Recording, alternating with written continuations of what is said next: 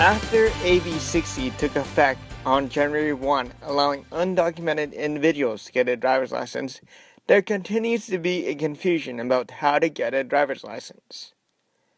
The people at Filipino Worker Center, along with Consul General Leo Emperor Lim, took the time to talk about the process of getting a driver's license if you qualify under AB60. To give us their experience so we can correct them or take it to DMV. And these kinds of inconsistencies are typical. My name is Jose Vega Magayon. I'm the organizer for the Los Angeles Workers in Action here at the Filipino Worker Center.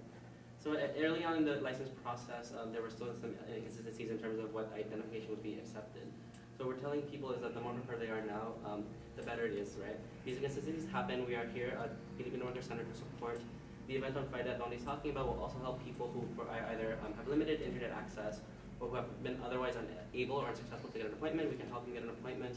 We can prepare them in their documents. We can look through their, for example, their phone bills, their electricity or gas bills, their birth certificate, their passport, to make sure that they have all the required documents so that when they go to DMV, it's a very simple process. There is some confusion among people applying for driver's licenses under AB60 in terms of what is required when applying.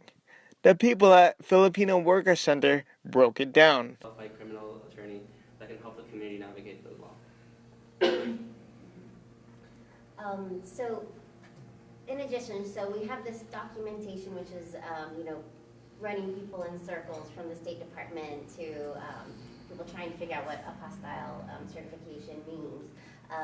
And so there's that documentation. There is also some communication issues that we have found because people are very cautious and hesitant in terms of moving forward when they get these questions asked about, like, do they have employment authorization? Do they have a current I-94? That it's very intimidating and sometimes is having them step back from their appointment. But we want to communicate that these are just questions that DMV is asking to verify that AB60 is the correct license for them, that they're not eligible for a different kind of license. And simply Aki Versosa talks about the documentation that's required in order to get your driver's license.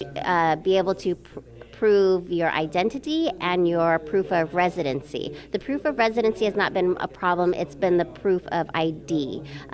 So for Filipinos, we are required to present a passport, which could be expired or be current, and we must present an NSO birth certificate that is certified. On the regulations, it says apostille birth certificate, which means a specific type of notarized birth certificate. Now, the Philippines is actually not able to provide that because we are not a part of the Hague Convention that the apostille certification was created out of.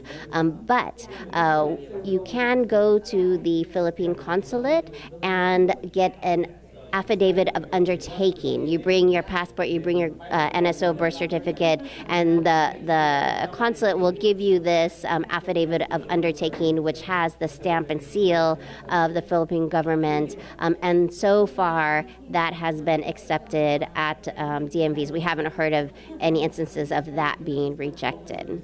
People who are planning on applying for a driver's license under AB60 must provide proper documentation to receive a license. This coming Friday at 6:30 p.m., Filipino Worker Center will be holding a clinic about driver's license applications.